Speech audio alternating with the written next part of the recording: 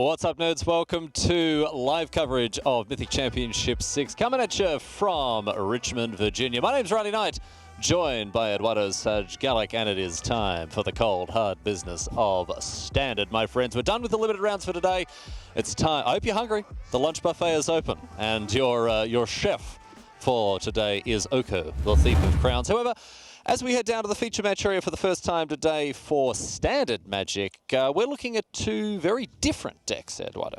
Yeah, we are seeing here as a matchup, Mardu Knights, you know, kind of going with that free color aggressive mana base, topping off with the combo of Rotting Regisaur and Embercleave.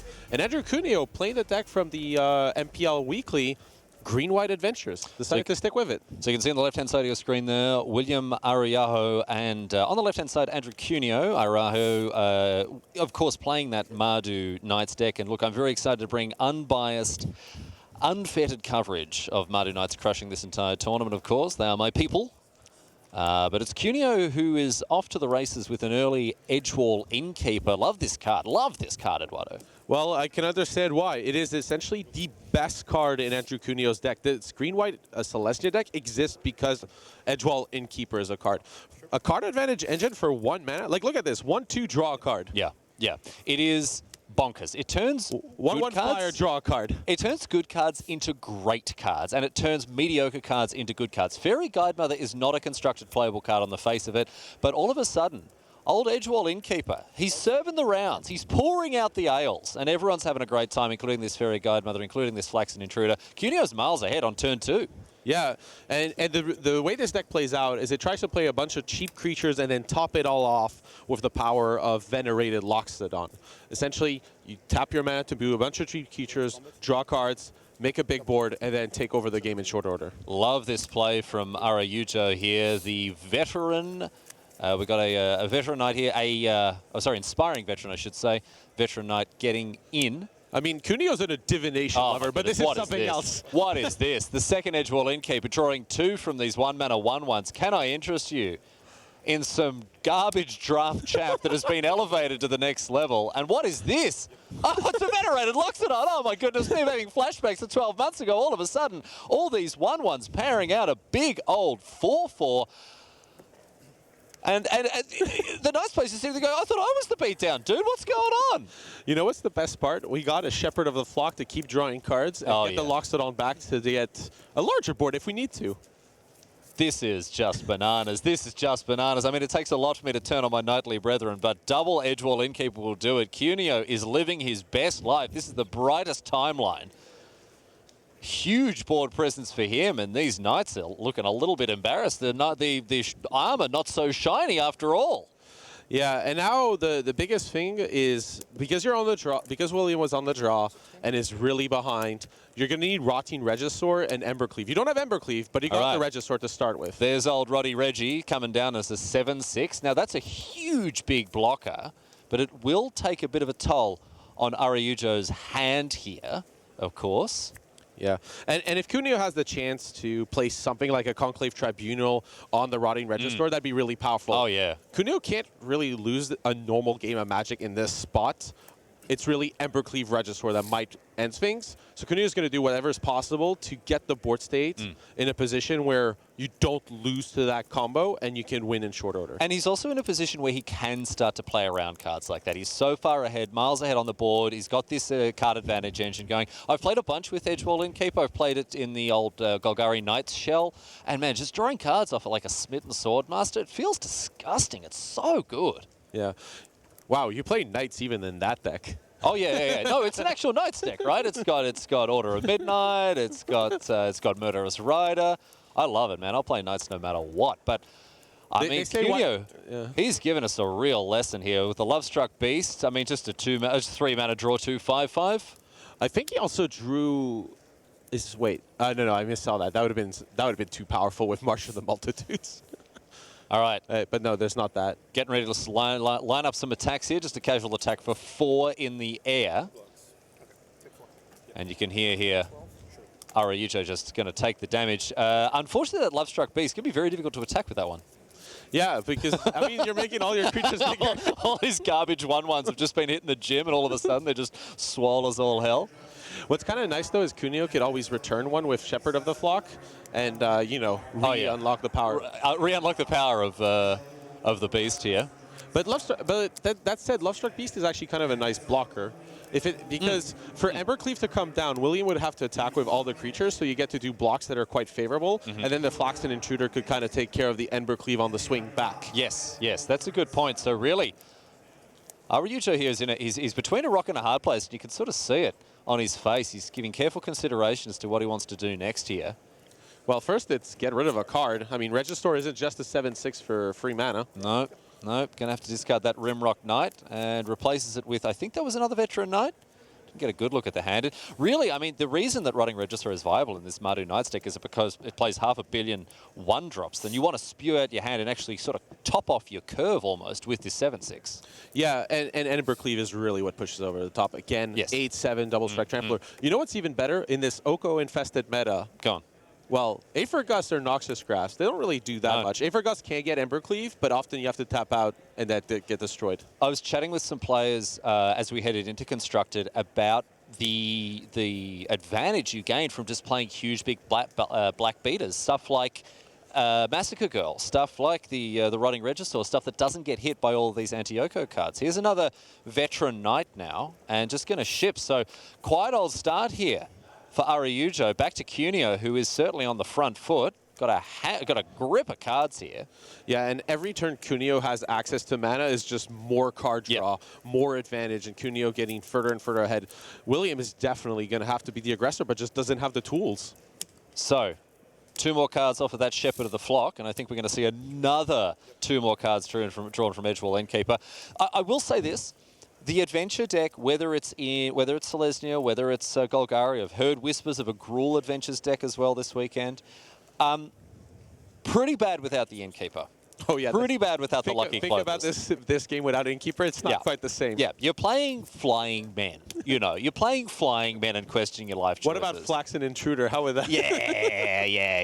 It's not great, but double Edgewall Innkeeper certainly huge payoff. Here's Rimrock Knight now targeting the Regisaur in response to the trigger. So that's a nice little use of an adventure card. Yeah, to mitigate the downside. Yeah, that's why you saw the Blacklands Paragon at end of turn. But yeah, and here William was just hoping to draw an Embercleave and deal in a massive attack. But if you haven't drawn it, Cuneo's going to untap with Giant Killer, and that's really going to spell the end of this game. Yep. Yes, indeed. Start pushing through. No, there's no Giant Killer. Just got that Shepherd of the Flock down there. No, he just drew it. Oh, he's drawn it. Sure. Remember, the fact that it can chop down the Rotting Regisaur means that Embercleave is never an issue. But, oh, look at this attack. All right, all offense, no defense. Here we go, getting on the front foot. Let's see what this attack brings home here for the Knights player. Snapping off the double block on the Regisaur. The others, of course, all having +1/+1. But that's a safe enough block with the Flaxen Intruder. Now, of course, the card that Cuneo will be thinking about is Embercleave, and it is in the hand of Araujo here. So this could be a blowout. Yeah, and you see the block going, you know what? If you don't play Embercleave to destroy the Flaxen Intruder, that will take care of it. And then that means you lose the rest of your board. So here, this is the choice that Araujo now has to face. Are we going to deal with the onboard answer to this huge threat of Embercleave? Or are we going to make hay while the sun shines, getting with that Regisaur for a stack of damage? But the point is, like, Cuneo's at 17. Cuneo's at 17. Araujo's got so much work to do here to get himself back into this one. And he might just be, you know, there's a world in which he's down on the crackback, right? Yeah, well, you got That's it. He's got to pack him up. Got to pack him up. Can't do anything else. There you go. Andrew Cuneo picks up game number 1 very handily indeed, Eduardo, after that double Edgewall Innkeeper start. And I tell you what, we've seen the power of this Selesnya deck showcased in no uncertain terms with some of these very, very powerful engine cards. Right, and Edgewall Innkeeper by far, like again, it's what makes the deck. Yeah. Without Edgewall Innkeeper, this deck just couldn't exist because, as you mentioned, Flying Man, not really cutting it in Constructed usually, but the synergy of Edgewall Innkeeper, cheap creatures, Venerated Loxodon. Now your Venerated Loxodon decks that were White Weenie in the past have immense card advantage potential. Which is not something we always see. We're going to take a quick break, my friends. We've got more Magic coming your way from Mythic Championship 6 after this, so stick with us.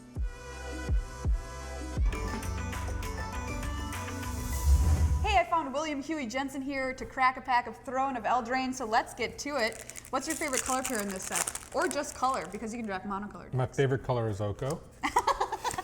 Okay, great. Perfect answer, and that's what we're hoping to open. Well, we didn't get there, but we did open a Return of the Wild Speaker here at our rare slot. I haven't had a chance to play with that card a ton. I don't know. Looks like I'm definitely taking a green card here. The pack is also very heavy green. I think I might just go ahead and take Edgewall Innkeeper. Yeah. But with the caveat that I haven't played this card a lot. It's been okay for me, but sometimes not great. So I'm definitely taking the green card. It's a little bit rough because all the other two best cards are green, so the people to our left might go into green. But maybe somebody first picks a blue card and takes the Improbable Alliance. But I think I'll go with the Innkeeper on this one. Okay, why do you like Edgewall Innkeeper? It's just a 1/1 for one. It's just a 1/1, but if you start your draft with it, you can build around it. You can try to take a lot of adventure cards. 1/1 for one that can snowball enough advantage to effectively run away with the game. Really powerful. So we've got Edgewall Innkeeper. Do you have your fingers crossed for anything else coming up in the specific packs, just in the next pack, just adventure generally? Basically, yeah, after that, you know, just prioritize adventure cards a little higher. Like, I'm not going to take Adventure Giant Growth over Bacon to a Pie or something, but certainly as a tiebreaker, take some adventure cards. Make sure you get a few. Certain cards go up in value, like the Rose Thorn Acolyte and cards like that. So just make sure to get some of those. Maybe, fingers crossed, pack 2 or pack 3, you can get another Innkeeper, and then you can have sort of a ridiculous deck. Or Oko. Or Oko. Right? Yeah. We're still looking for that Oko, but oh well, we'll do it. Edgewall Innkeeper is still a pretty good pack 1, pick 1.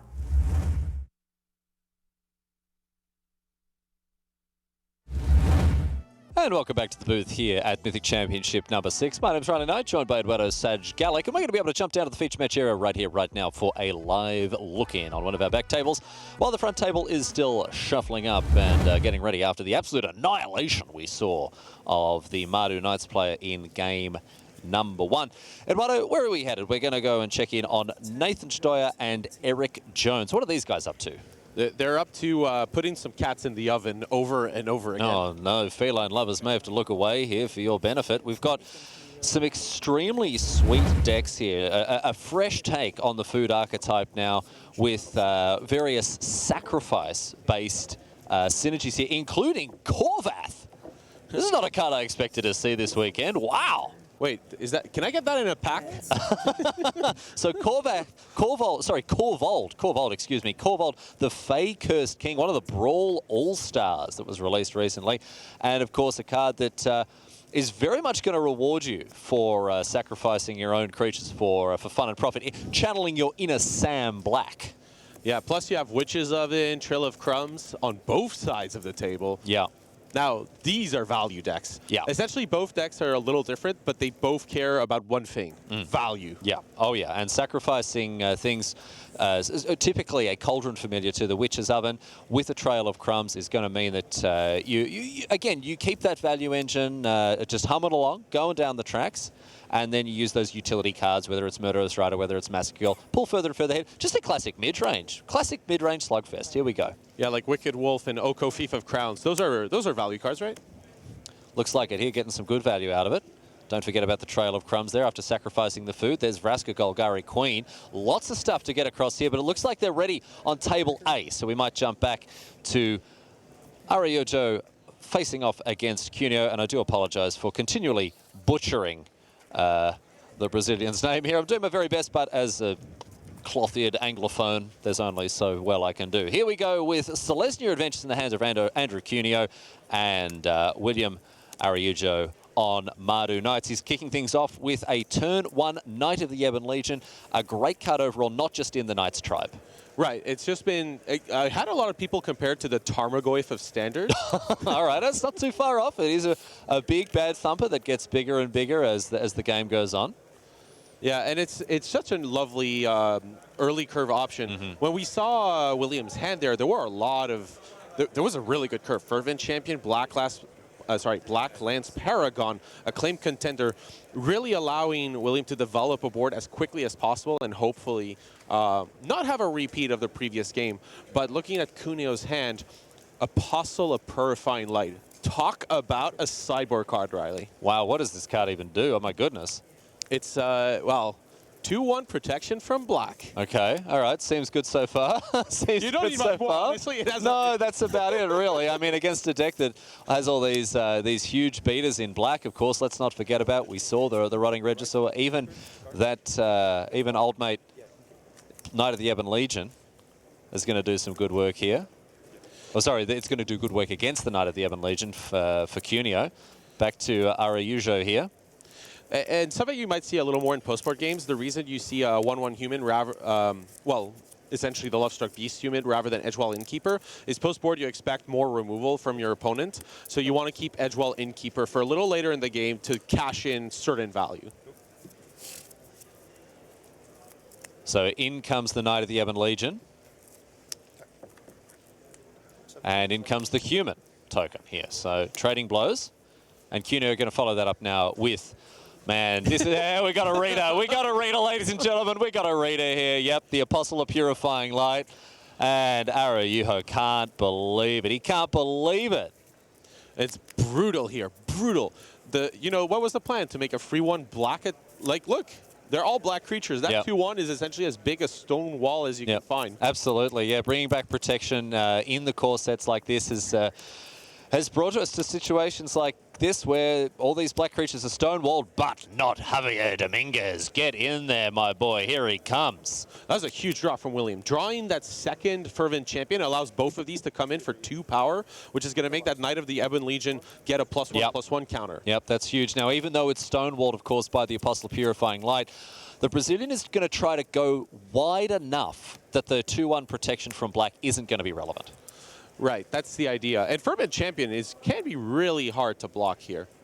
I mean, for now, Lovestruck Beast, though, makes a really good impression. But, you know, there is another Black Lance Paragon in hand. So you block with Lovestruck Beast, that's okay. We got First Strike and Death Touch to take care of the problem. Really nice little combination there. The invitational card, or the World Championship card, as we call it these days, for Javier Dominguez, Fervent Champion, is a nice little beater in these night decks. A little bit of synergy with some of the other cards. Very nice to see. And here is Edgewall Innkeeper #1. Yeah, and we're going to see the cash in for value. You know, you play Innkeeper the same turn as you're playing Adventure Creatures to essentially go ahead. And that was a really nice draw by Andrew Cuneo. Didn't really have much to do with the white man except for search a land with the flower, but drew into a Giant Killer, and that's another cycled card. We also have Shepherd of the Flock and 2 more Edgewall Innkeepers. So again, it seems like William has to be the aggressor. You're not going to win a long game against Edgewall Innkeeper and cheap adventure creatures. So has to find a way to deal that damage. Going to comment? Sure. So both players going a little wider here now. In come the Fervent Champions once again. And Cuneo's going to start to line up some blocks. Now, this is going to be disastrous for Cuneo because of that copy of Black Lance Paragon. The interaction between First Strike and Death Touch is devastating. Right, and again, with Death Touch, you only have to assign 1 damage per creature. However, I really like Andrew's line here of going, look, you might blow me out, but at least I'll get one of them down. Sure. I mean, Yeah. you're going to get whatever Sure. you want. Yep. All right, so we see the players both making sure the blockers are correctly ordered, but I think both players understand this one's going to fall a certain way, and there's nothing that can be done about it. Here is the Black Lance Paragon. That's going to give something First Strike and Death Touch. Or sorry, Lifelink at Death Touch already has First Strike, and so away they go. One Fervent Champion trades, the other does not. Still a pretty nice trade. You get to kill 3 creatures for the cost of 1 card. I mean, you know, the Black Lance Paragon, because it sticks around as a 3-1, provides a lot of extra value even after its trigger has had its effect. So I think you're right in saying that it is kind of like a 2-for-1. Yeah, I mean, it was, and that was just because Andrew blocked well. Otherwise, it would have been even better. Yeah, that's very true. Cuneo kind of in damage control mode. He's going to look to play to the board. Here's a flower now. Go and search out a basic land. Gets another plains.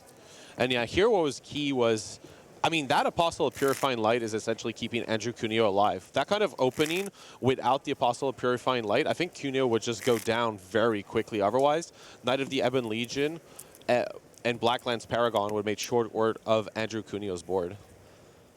So Cuneo now, we're going to see double Edgewall Innkeeper. The pub is open for business. And now it's back to Araujo here. What's he fired off the top? He's got another Fervent Champion in hand. I think I saw a Knight of the Ebon Legion. Yeah. These Fervent Champions boosting each other is really nice. Yep, clipping in for a fair chunk of damage here, and with haste as well. So the clock is a ticking for Cuneo. Cuneo, a dyed-in-the-wool blue mage. I think his Twitter handle is Gainsay. That's how much of a blue mage he is. But he's taken a different approach this time around, Eduardo. No, it's the same approach, right? After all, is it Edgewall, 2 Edgewall Innkeepers just give kicker, draw 2? Yeah, I guess he's just, yeah, sure. Just drawing cards. He'll do it in any color. He'll do it in any color. All right, here's that Love-Struck Beast. Now draw 2. So see, divination and a 5/5. Yeah. This is much more on brand for Cuneo. The 5/5 maybe not, but the draw 2 cards definitely is. He's a very good. Oh, he's drawn 4. He's drawn 4 cards a turn. This is the Andrew Cuneo that we know and love, my friends. This is what we come to expect from this absolute monster. Here he is, full grip of cards, a lot of little dorks on deck, and I mean half of the board, just or more than 2/3 of. Araujo's board is just stonewalled by this stupid draft chaff card, Apostle of Purifying Light. I don't think Araujo came prepared for that one. No. Like, you're expecting Oko, not Apostle of Purifying Light. However, here, a really brutal card if Andrew Cuneo ever gets untapped. God Eternal Oketra. Oh, yeah. Oh, yeah. Oh, yeah. Oh, yeah. All right, here's a Conclave Tribunal now. That's going to take care of one of these Fervent Champions. Yeah, Cuneo ships it back to Araujo here. In William Araujo's defense, and what's good... Oh, hang on. Oh. I think Cuneo's just played an extra land. Oh. I think Cuneo's just played an extra land, so we might actually... I don't know if it's too late for us to fix that, but because Cuneo cast Flower and then got a Plains, I'm not 100% sure if that'll happen in that turn, but remember he went and got a Plains with Flower. Last turn... Okay, so we had Human, Apostle... then on turn 3. Yeah, no, he played the Flower, played a Plains, and then I think he's... I mean, he drew literally 5 cards that turn. Right, but an extra land is key because in a situation like this, I mean, we'll let the judges sort it out. But what I'm saying is, it's a very easy trap to fall into. Right. You've got like 1,000 cards, and you're like, oh, I have to do something. I've got to get rid of these cards. I'm holding too many of them. But yeah, if you play, that was key because of the Conclave Tribunal potentially preventing damage. So yeah, we'll let the judges sort this one out. But as you mentioned, with a lot of cards and a lot of game actions, this can happen from time to time. All right, looks like the judges are going to confer on this one. You can hear there that Cuneo explaining what his perception of it was. But I'm reasonably sure that we saw the Flower into the land and then another one later on to end the turn, which was important, of course. It played that Conclave Tribunal. We're going to get things sorted out there, my friends. We can have a listen to what the players are saying. You are like 11, right? Yes.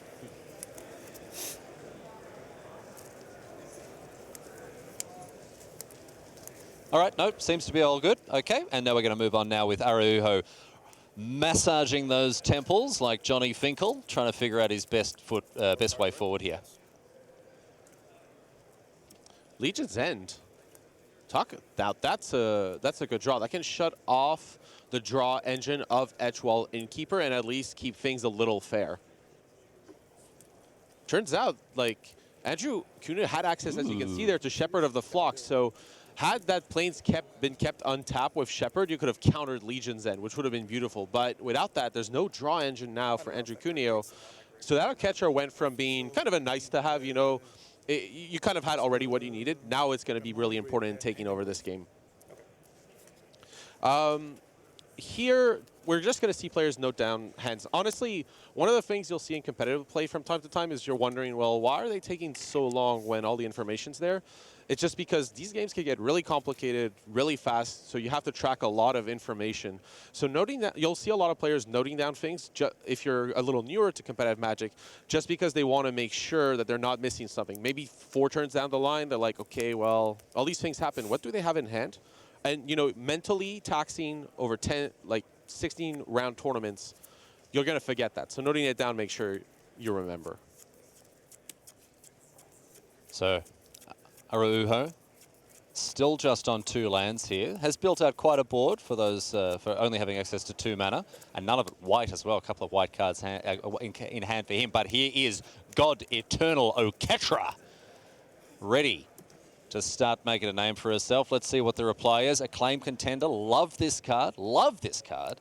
But in the face of the old 3/6 double strike, ooh, it's a little awkward. And the zombie army that's going to come very quickly after it. Yeah. You have to reveal that Embercleave. Come on. Yeah. Gotta show us what you're working with there.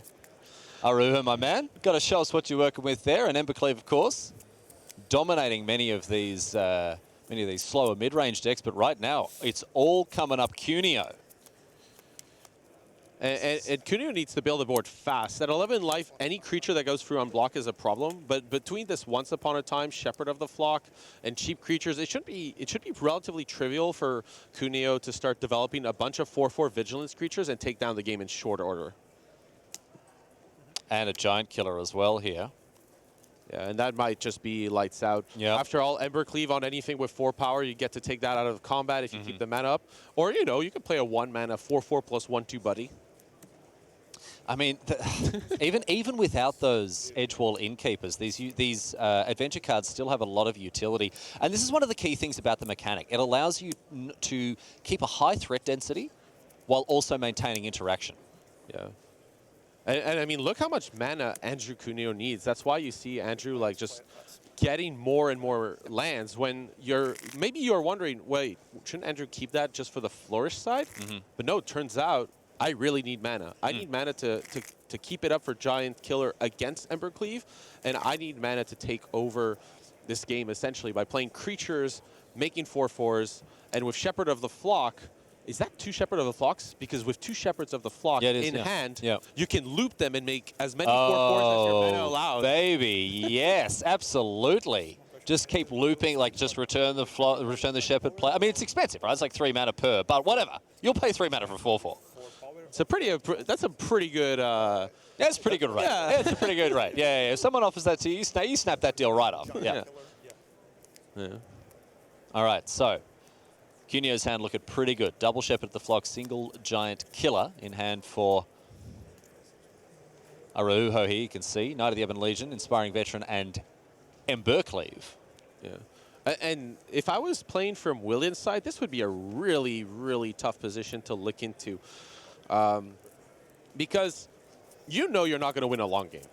God Eternal Oketra will take over. So from William's position, like at some point you have to attack. You have to get in there. And there's not really that great an attack between a free 6 double striker, a protection from black creature, and a 5/5. Sure, you can eat the human and the fairy guide mother, but in the process you're losing a bunch of your attackers. So even doing something like Inspiring Veteran to pump the team just might not do it.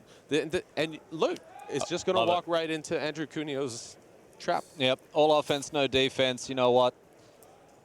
But I like this play. Blocking is for nerds, says Araujo. But I tell you what, Cuneo, he's the king of the nerds, and he's going to line up some blocks and make quite a showing of things here with, again, the double Shepherd of the Flock. He's got that Giant Killer as well. He's got options out the wazoo. And I think Araujo, the door is closing on the Brazilian Knights play pretty quick here. Yeah, and I think that was good recognition from the Brazilian player, honestly, here. You know, Giant Killer is going to make things a nightmare, but I think this had to happen. You're not going to win a longer game. You have to get in there and hope that the board lines up your way. I mean, that's the thing, right? It's not like Araujo's making a huge mistake by doing this. He has to play to the best that he can, and he's never going to get a better opportunity than this. And this opportunity still isn't that good. Cuneo, it's not a good opportunity at all. Cuneo's in the driver's seat very firmly indeed. Let's get a closer look at these blocks. There's no Lord on the table as it stands right now. The Inspiring Veteran still in hand here for Araujo. And it doesn't also matter what you I guess the best target for Embercleave here would be something like the Acclaimed Contender, since it would survive and well, No, it wouldn't, since God Eternal Ketra would take care of it on the second swing. So you're trying to do it for damage, but if you do it for damage, it's probably on something like that Paragon, but that Paragon will get hit by Giant Killer. Yeah, yeah. There's just no way that Araujo can kind of assert the authority, the dominance that he wants to on this board state. Cuneo has lined up some very, very savvy blocks. I mean, you have to play the Embercleave. You have to play it. Yeah, in this spot, you have to play it. You have to hope there's not a Giant Killer, but yeah. It's No, he knows. He knows it's a Giant Killer. He revealed it once upon a time. oh, wow, this Yeah. makes this attack even harder. Oh, yeah. This is the thing. He's playing on Nightmare mode. He's playing on Nightmare difficulty here. At that point, then, you'd be tempted to put it on Knight of the Ebon Legion blocked by the Apostle, simply because that way 5 damage would go through, since you have 2 from Trample on the first swing and then 3 more. And if you put it on anything that gets the 4 power, that'll get hit by Giant Killer, essentially. Yep. Giant Killer has a particular set of skills. So the Embercleave going on the Knight of the Ebon Legion. So this plays around Giant Killer very nicely here. And what's the interaction actually between protection from black and trample? It ends up where you would deal the damage as if it would kill the creature. Oh, wait, did that Knight of the Ebon Legion get boosted by Fervent Champion? Oh, was that the target of the... Oh, no! That means the Giant Killer is able to take it down before the Embercleave can... well, as the Embercleave is attached, excuse me. And so now... Oh, okay, yeah. If the Knight was boosted by Fervent Champion... Right, yeah, that wasn't 100% clear to us here, but this is an absolute massacre. This is a massacre here. And now all that's remaining is this lonely Embercleave that's been newly joined by a Knight of the Ebon Legion. Those dice can be removed from the table. And it's back to Cuneo. You know, this turn went so tragically that Knight of the Ebon Legion that came after did not get a +1/+1. No, yeah, even after attacking with 6 creatures, Cuneo didn't take enough damage for the Knight to get a counter. So now here's Giant Killer coming back down and a Zombie Warrior as well with the God Eternal Ketra. Let's put a Lovestruck Beast into exile on an adventure. There's that human token. Lovestruck Beast and Zombies, a story as old as time. Oh, yes. A tale as old as time. Everyone knows the story of, you know, Beauty and the Zombies. Or, sorry, Zombies and the Beast, I guess it is. Oh, my goodness me. Oh, my goodness me. We're seeing we're seeing a lot of twists on old themes here. Cuneo's drawing cards, but he's not doing it with blue. Yeah, and I mean, Cuneo has basically a hammer lock on this game between the 2 shepherds that can make more and more zombies and, you know, save a creature from removal. And that's why you also don't see Andrew Cuneo deploying one of the shepherds. The idea would be, okay, I want to keep them both to save a creature first, give myself the ability to return Giant Cleaver in case something goes wrong. He's still so far ahead as well that there's not an impetus for him to put even more pressure on the board. He knows that he's going to win this game as it goes, the longer it goes. There you see it. Like, Araujo doesn't even have attacks with the Embercleaved up Knight of the Ebon Legion. Barely has blocks. That's also an increasingly relevant point, Eduardo, as the Brazilian's life total is put further and further. Yeah, just towards checking, 0. But because you have 5 damage on defense, I mean, technically you could trade your whole board for Lovestruck Beast, but you're not getting anywhere with that. So check this out. Triple Shepherd of the Flock in Cuneo's hand. He can make zombies for days. It is the day of the living dead here with Andrew Cuneo. The green-white deck creating the... I appreciate the Amonkhet forest in a world of zombies. Yes, highly appropriate. Very appropriate, you would say. But yeah, here... Well, William's plan was, I guess I'll have a Knight and pump it, except you tap it down. Well, I'm done. Not going to be enough here for the Brazilian, who goes down in flames. The Knights picking up an early loss. But Andrew Cuneo, our victor in round number 4, playing this very inventive Selesnya Adventures deck. And I have to say, we saw it do some pretty good work. We saw it kind of fire on all cylinders. Game number 1, a lot of value gained off those Edgewall Innkeepers. Game number 2, that interaction was key. Yeah, it was Edgewall Innkeeper and just draw a bunch of cards. The control player casting a bunch of divination and ball drifters, essentially, you could say. Yep. But I really wanted to talk about that tech, the Apostle of Purifying Light. It did a lot of work. Well, it's because Cuneo realized that one way to beat Gust and Noxious Grass is that people will bring black creatures. So that way, you have Right. a protection from black creatures for, you know, the percentage of the field that's not on the Oko plan. So that's a real level 3 play then, because if level 1 is Oko, level 2 is Noxious Grasp, level 3 is cards that are going to be good against the cards that are going to be good against Oko. It goes even above. It's level 4 play. Is it level 4? Wow, he's taken the elevator all the way up there. All right, we can move to one of our back tables now. Looks like it's Kevin Anktil and Gavin Bennett here. And Gavin Bennett, whoo! Here's a name I've not heard in a long time. Azorius Controllers are having a little bit of a resurgence recently here, and Bennett's doing his best to put white-blue back on the table. And he's facing off against Team of Reclamation, another blast from the past. Yeah, but Team of Reclamation facing already a Teferi Time Raveler. Not what you want to see as a Team of Rec player, not what you want to see down at the Team of Rec Center. Not at all. What I like as well is Kevin is at free life against the the blue-white control deck because of that Brazen Borrower. You know, since the blue-white deck plays Brazen Borrower as kind of a hybrid tempo and ending the game engine. It's a soldier, white human token. White human? Yeah, Human or soldier? Human. Oh, and wow, and Kevin's life total is under pressure just from that Castle Ardenvale. Yeah, just make a little 1-1, little 1-1's humans just spewing out of Castle Ardenvale, and they seem to be putting the Canadian to the fire on the sword here. Reminds me a lot of Kajol. Oh, wow, I'm going to mispronounce that, so I'm so sorry for historical Magic players, but Kajoran Outpost, back from Alliance. Kelder and Outpost. Thank you. Oh, Thank I've you. never mispronounced a word in my life. I've never mispronounced.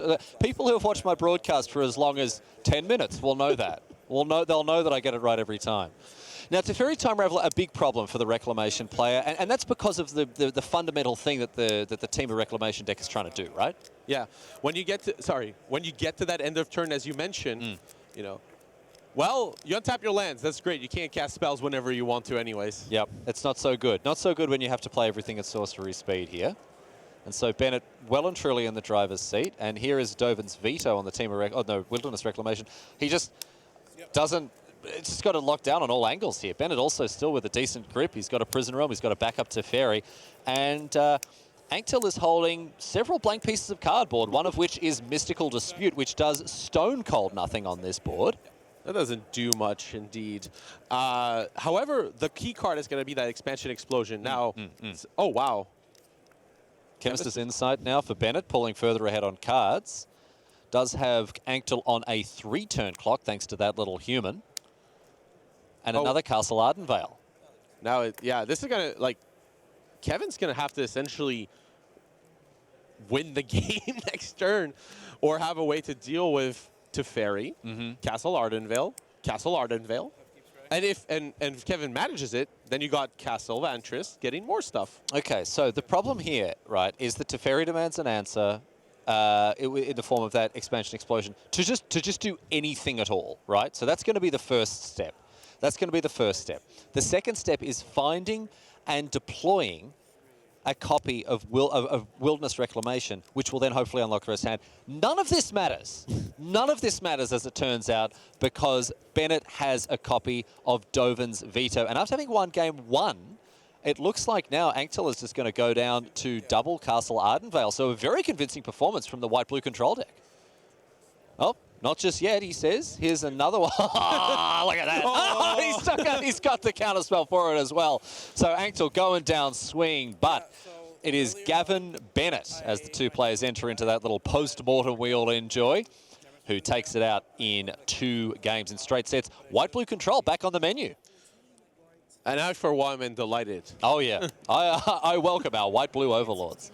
We head back over now to our remaining table, Table C. Eric Jones facing off against Nathan Stoyer.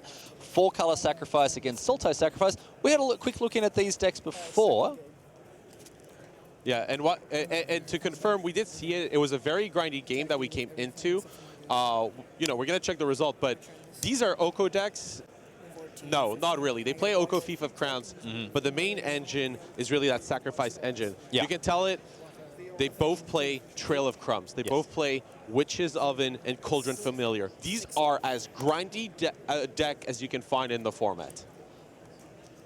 And it looks like things are already getting elkified, courtesy of Oko, the Thief of Crowns. And okay, I mean, it's still a very important card in these decks, but not the centerpiece that it is in something like Soul Typhoon, because again, that engine, the interaction between Cauldron Familiar and Witch's Oven is what really is the headline act of this deck, Eduardo. Yeah, it's being able to, as you mentioned, it's being able to have that kind of long-term engine. No matter what happens, you are dealing damage. You get recursive damage, recursive value, especially with Trail of Crumbs. Then that food you sacrifice to the Cauldron's Familiar generates cards. That's what allows you to really pull ahead. And as we see this game, I was going to say Nathan is really behind, but here comes Massacre Girl. Yep, that's going to change things enormously here. And we've already discussed, Eduardo, the fact that players are heavily, heavily incentivized to play big black beaters. They want to play cards that dodge Aether Gust, that dodge Noxus Grasp, and Massacre Girl is one of the best in class to do that, along with cards like Rotting Regisaur. Right. On top, and it's not just the beater, as you mentioned, Riley. It cleans house. And that's the other thing. If it's got a bit of utility strapped onto it as well, like Massacre Girl does, all of a sudden you're really cooking with gas. So we're going to see this clean up, as you say. With the Massacre Girl Cleaning Services Incorporated has turned up. Hoover's at the ready.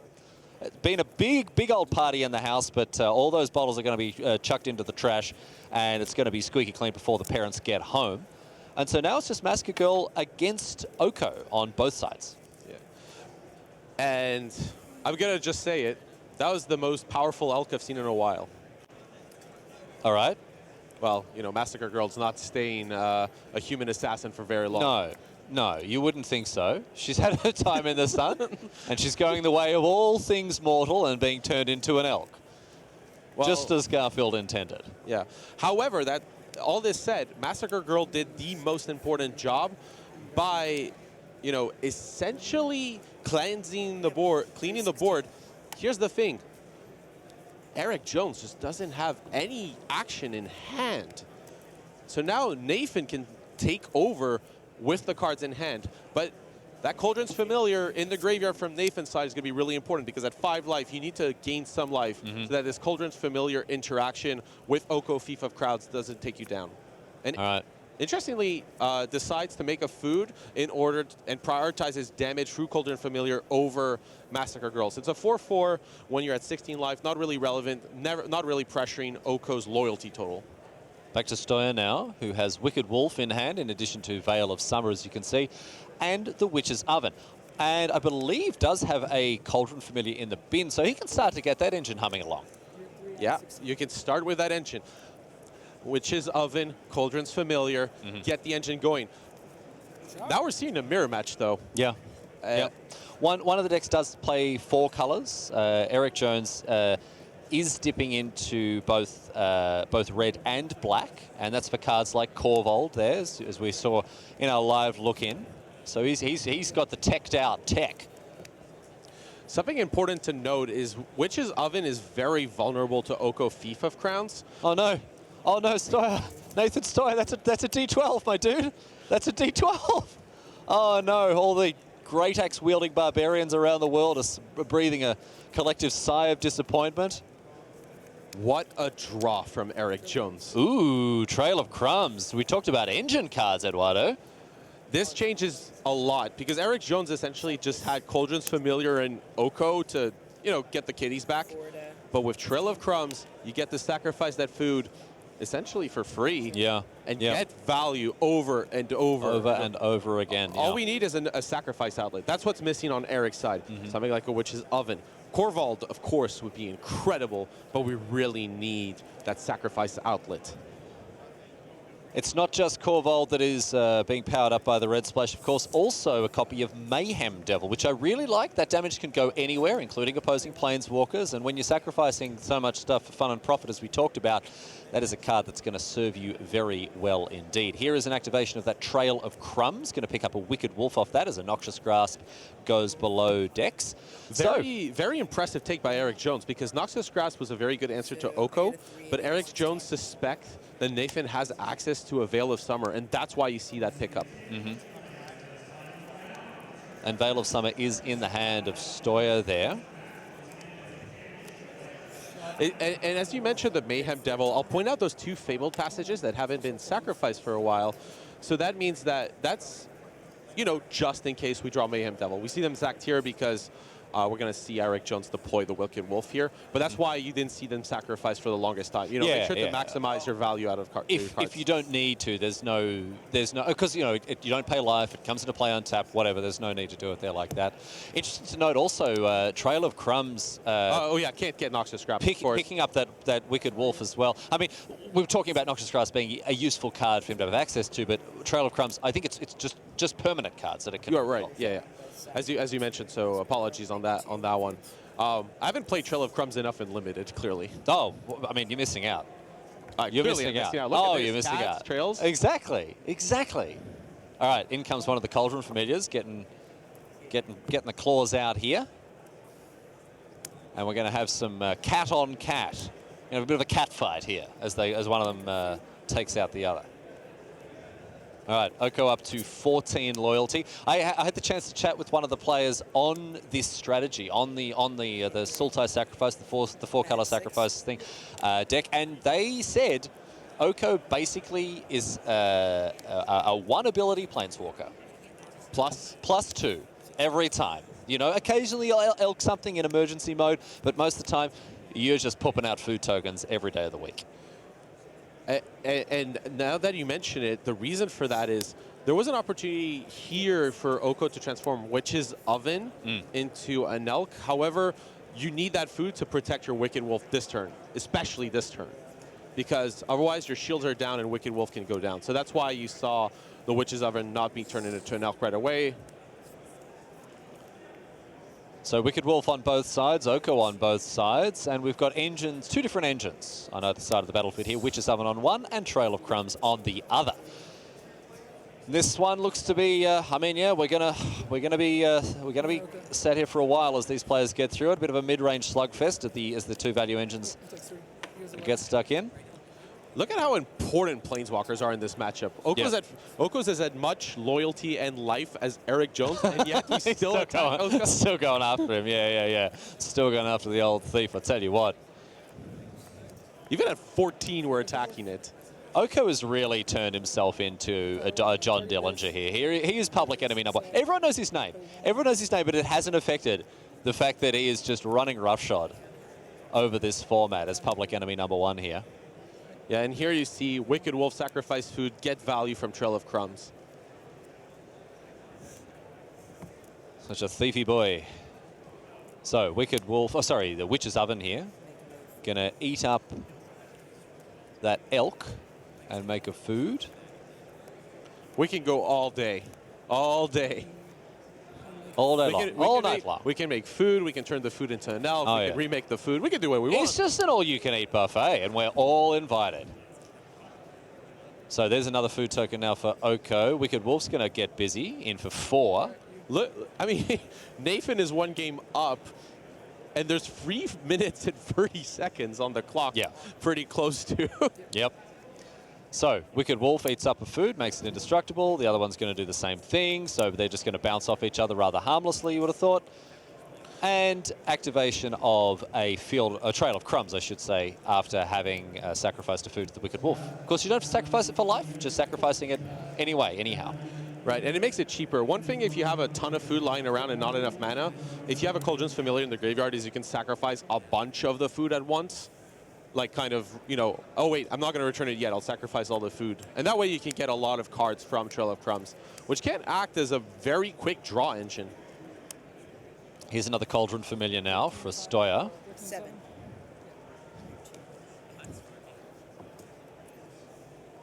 And still in hand for him, that Veil of Summer that he's been sat on for 500,000 years. Just in case a Noxious Grass comes down. Just in case. Got to get that value. Another food token now, the food advantage with Stoya. His cupboard is a little fuller. And now the Wicked Wolf coming in. Now, actually, interestingly, going after Jones himself. Both Oko and Eric are at the same life total, so essentially. And the game ends if Jones goes to 0, whereas the game continues if you get Oko to 0. Yeah. I mean, it feels like the game should end. That is true, yeah. Oko also gains loyalty every turn. In come the Wicked Wolves. Parton and Dukes here. Cauldron Familiar brought back. It's very hard to deal damage through Cauldron's Familiar, Witch's Oven, and this engine. I mean, I don't see how this game actually ends. All right, Bowler Whiskas plopped out there, and the cats both hit the bin. And Oko generates another food token. It looks like we've just got double Cauldron Familiar in the bin for Jones, but 2 lands in hand. Yeah, but this is still kind of nice. You know, you get to return Cauldron's Familiar, generate a card with Oko. Oh, there we go. Witch's And there's Oven. the Witch's Oven. Okay, so now that engine is fully online. Jones is going to have to pick up the pace here. However, the time definitely against him, just a minute and a half on the clock. And you can see Stoya asking the question as well. So you're going to see a marked improvement in the pace of play between these two players. I mean, the engine this deck makes is really sweet. 7 to 9. You sacrifice the Cauldron's Familiar to Witch's Oven. You make a food. You drain for 1. You get the Ooh, now Nicol that Bolas, could Dragon change God. things. That could change things here as Eric Jones finds Nicol Bolas, the nastiest girl in school. Here he comes down now, ready to take some names. I don't have the mana to do it. But, oh, doesn't have I was going to just try to cast Let's see. doesn't have the mana, so Yeah, it needs... and that's because there's 2 just red sources. Yep. No, it's because of the Watery Grave. Because the Watery Grave needs to tap for blue for the Nicol Bolas, but he doesn't have a 3rd black source outside of the grave because the Temple of Melody is tapped. Right, well, I mean, yeah, you would need another land anyways because you have Mountain and Stomping Ground and they both Sure. produce- yeah. Exactly. We agree here that, well, essentially, I just we're didn't not really casting. listen. I just didn't listen to what you said. I just gave my own take on it without listening. That's the Riley Knight way. Assert dominance. Assert dominance, Eduardo. So no Nicol Bolas this time around. His arrival will be fashionably late. And Nathan knows about the arrival. Yeah, he's called ahead. He's called to say, can I make a reservation? Sure, what's the name? Nicol Bolas, Dragon God. But we're already in extra turns, and with Nathan having won game 1, and Eric, and that's it.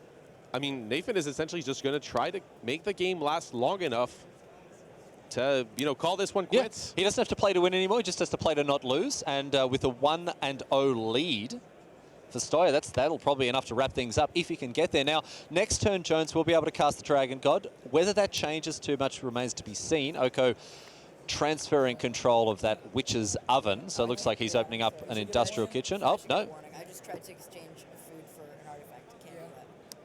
Yes, as Nathan pointed out, that's not possible. Oko has a lot of text, but it doesn't allow you to take control of an artifact. It allows No, you to it doesn't. exchange I mean, your own. You know what? It's just Cryptic Command at this stage. You know the full-out Cryptic Command? And then you cast that against a new player, and they're just like, what it is, like, it does anything. It does anything I want, all right? That's kind of actually I played a textless Cryptic Command against a player in their first Modern tournament. That didn't... What are these dice, by the way? We got a D12. We got a D12 on 10. We got a D6 on 6. At least that's fine. And then we got a D6 on 1 as well. I mean, I just don't see really with the access that Nathan has to Veil of Summer how Nathan loses the game in 2 extra turns. Yeah. That's a very good point. That's a very good point because there's not enough that Jones can do to get himself back into this one, even with the Dragon God in hand. But all the same, look, got to play till the final whistle blows. See how it goes. So Oko remains on just 17 loyalty. Just the casual 17 loyalty. Can we have a fling for Planeswalkers? I mean, just fling. Sacrifice it, sacrifice based on the loyalty. There you go. R&D. Pick that one up for next time. See that in an upcoming set. That's a great one. I love it. All right, Jones. Morosely looking at the cards in his hand. He can cast this Nicol Bolas now, of course. His mana has refreshed itself to the point where he's going to be able to cast the Dragon God. But what does it do for him? Well, it would allow Eric Jones to deal pressure, something like, get rid of Oko, but not here. No, it just everything gets stopped by the... I mean, he can use it to +1, and that plays around the Veil of Summer, but a -3 is just going to get met with the 1-mana cantrip here. So, black, red, blue, and... Not a forest, because that thing doesn't tap for Nicol Bolas. There we go. Yeah, playing Nicol Bolas in your... I mean, how many? 2 forest deck is... look, it's a power move. Once again, I love it. Plus the 3 stomping grounds. Oh, the stomping grounds tap for red, I guess, at least. All right. So here's the meanest girl in school. And where's he going to go? We could +2 to make a food.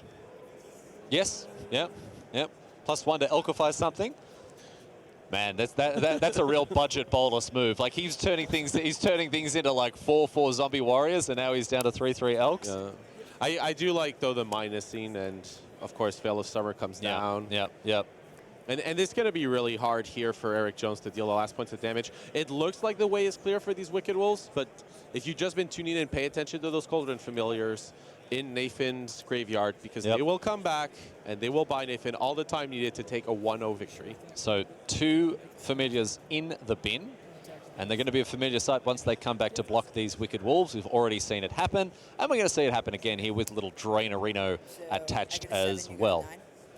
And this is, I mean, we've seen Stoya from Go to Woe be on a lowish life total, but those familiars, those food tokens, they've kept him well and truly in this game, Eduardo.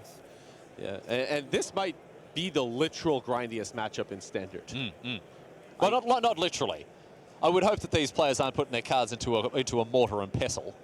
Well, that's what you do with the Witch's Omen, right? You grind it first. Do you grind your food before you? If you're a giant, you're definitely doing that. Yeah, that's why you get 2 food tokens. Right. you grind it right up to a fine paste. Yeah, get that full value. All right, so Cauldron Familiars jumping on the old chumpers here. Doing the job you need, just distracting these wolves from getting to Nathan. And there's not really a way for Eric Jones to push through. There's not like an Ember Cleave or some giant trample shenanigan that can happen, especially with a turn, and that's why you see the concession. The concession there with Nathan Stoya recognizing that the writing was on the wall. Eric Jones realizing he couldn't win this game, and that means that a 1-0 victory goes to the player on the right-hand side of the screen there. Congratulations, Nathan Stoya. Well done indeed. That is that, my friends, for our round number 4 of Mythic Championship number 6. We hope you'll stay with us for continued coverage of the standard format. Right now, we're going to take a quick break. We'll be back before very long, live from Richmond, Virginia. Don't go anywhere. I'm here on the floor of Mythic Championship 6 with Marcio Carvalho. Now, Marcio, how has your season been going thus far? It's been going really well. I top-8 the first Pro Tour of this season, Cleveland. Then I made day 2 on arenas. So I'm good at the ladder. I need some more points for Worlds like everyone, so that's my goal. And in terms of sort of the importance of your overall preparation for things, is Worlds very much the focus? Is that the kind of the target you're looking to hit? Yeah, when I started, I just wanted to play Worlds. Like every year, I just try to play all the tournaments I can and be at the best I can, so yeah. And I know, I've spoken to some of your teammates, that it's always hard to turn away from limited testing. Has that really been the focus of your testing for this event? Like, obviously, we've got a big constructed format, but you're one of the best in the world at drafting. Is that where you're looking to get your edge here? Yeah, I hope so. I hope so, yeah. I love this draft. You have a lot of different strategies, so I hope I do well, yeah. All right, well, if this man does well in his draft format, then quite frankly, everyone's going to have to play catch-up. Looking for the best here for Marcio Carvalho here at Mythic Championship number 6.